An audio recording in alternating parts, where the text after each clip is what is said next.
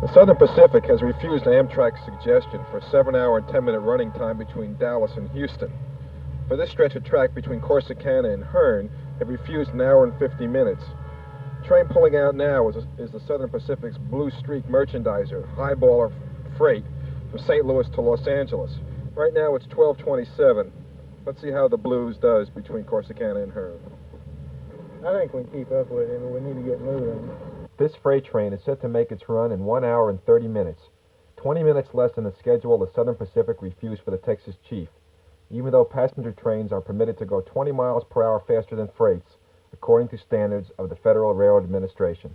About how fast is it going now, Dr. Monaghan? He's done about 65 now over there, coming into Richland up ahead. Here's where we leave the freeway to take off on State Highway 14 to parallel the Southern Pacific. Okay, we're at present chasing the Southern Pacific's Blue Streak merchandise.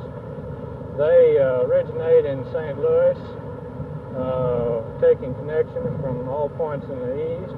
They come down through Pine Bluff, Texarkana, Tyler to Corsicana, on to Hearne, and there they turn off to go to San Antonio and El Paso on the west coast. They carry expedited freight, merchandise, high priority merchandise, car parts, piggyback trailers, and they really do move over the road. So that's what we're following here today, showing just what the SP can do when they put their mind to it. Doctor, how about the track? We've seen programs on television where the track floated up and down, separated from the roadbed, hardly seemed to be held by anything, and you couldn't run a train more than 15 or 20 miles an hour over it. How about the track between Corsicana and Hearne? You're looking at an entirely different situation here, Steve. The rail is very heavy, welded rail. You'll notice that there are very long distances between bolted sections. They weld these rails at the factory and lay them in extremely long lengths. You'll find that generally the tires are in very good condition. You'll find the ballast is very deep and well dressed. This is El Paso slag, this dark material that you see on top here. And one thing that is characteristic of Southern Pacific track is precision adzing of the cross ties so that the tie plates fit into a slight groove there, which helps just that much more in maintaining a true gauge between the rails.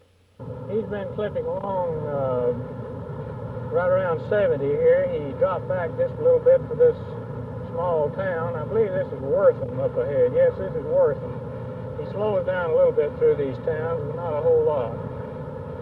But they are carted at 70 miles per hour and very frequently exceed that. Have been timed at 80 miles an hour across here.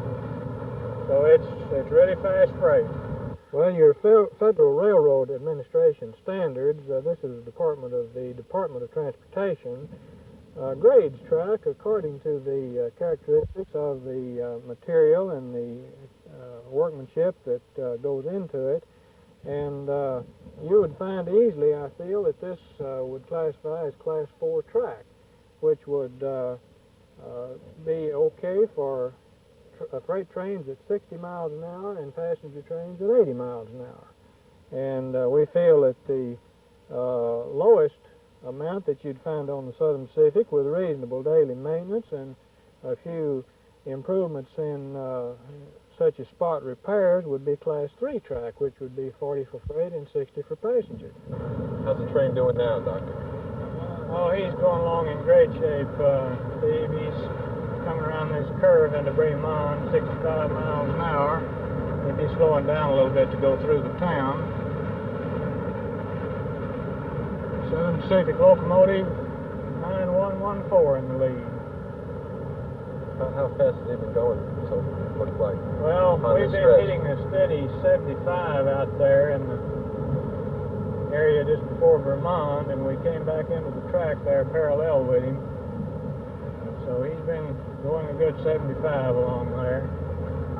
Now there's another freight they've got in the hole for him there at Bremond. The Amtrak train should not take over an hour and 20 minutes, we feel, since the freights have been timed in that period of time. The old Sunbeam, the streamliner that ran from Dallas to Houston from 1938 to 1955, made it across this stretch in 1 hour and 28 minutes. Actually, this track is better now than it was back in the 30s, early 40s.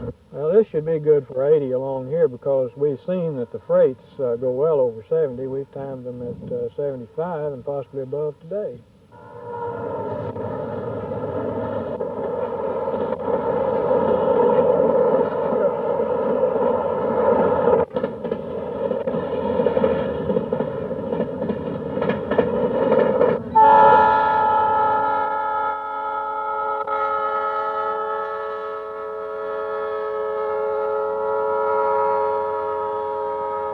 Southern Pacific said it couldn't make the train with a passenger train in 1 hour and 50 minutes. Here comes the blue streak pulling into Hearn at 1:58, meaning it made the run in 1 hour and a half.